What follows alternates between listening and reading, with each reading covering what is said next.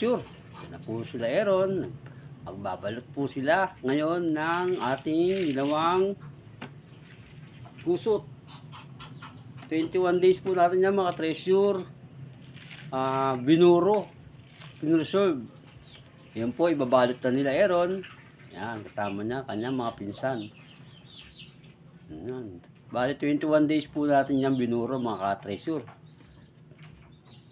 Kailangan po, pag naglalagay kayo sa plastic, kailangan siksik na siksik po. Nang tumagal po ang ating protein bag mga treasure. Yan po, parang factory.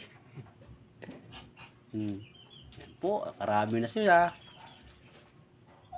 Sipag po talaga ni Aaron, no? Pati ang ayos po ni Aaron magkamada, mga treasure. Siya na lang po, taga-kamada. Nakarami na sila eh. Bali naman po mga treasure, ay lulutuin natin ng 8 hours po mga treasure. Actually po, nagawa na kami ng una. Kulang po mga treasure. Nabibitin daw po sila sa pagkain. Kasi po talaga mga treasure, masarap po. Lalo pag piniprito na may harina. Masarap pa raw po sa manok, sabi ni Aaron. Kaya ating mamumunga yan. Yan, sila po ang kumakain. Hindi na nga po kami nakakapagbenta. Kasi sa amin lang po kulang. Lalo na po ang nanay ko. Ang hilig magsigang. Pero talaga mga treasure, kahit wala po silang karne. Yan naman po pala mga ka-treasure. Nilalaw tayo ng aking mga kasama. Yan, linggo po kasi ngayon. Alam naman nila may ginagawa ko pag linggo. Yan po, kakaway-kaway. Yan, tatagay. Yan po sila. Mga kasama ko po yan sa trabaho, mga treasure. Hindi naman natin pwedeng pagtabuyan yung mga yan. Kaya sabi ko, manood na lang muna kayo. Habang kami nagbablog. Kasi actually po, mga treasure, kukuha sila ng mga punong, marami kami bunga na itong mga mangga. Manguha lang kayo.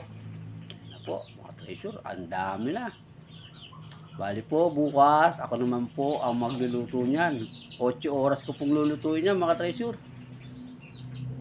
Kaya kailangan po, marami tayong manggatong. Yan po, kahit bata po, kayang gawin yan. Kaya kung negosyo po para sa pamilya, yan po, tamang-tama. Yan po natin sa salang. Ayan, nanguha na sila ng mangga.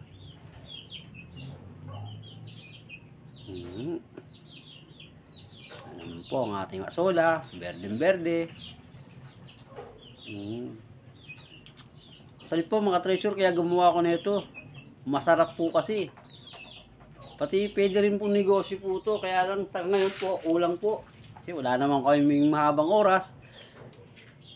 Kasi matrabaho rin po kasi ang paggawa ng protein bag, mga treasure, pagganyan. Pag linggo lang sila pwede. Sila po kasi ang pwede magbalot. Kita niyo po. Dami niya, no?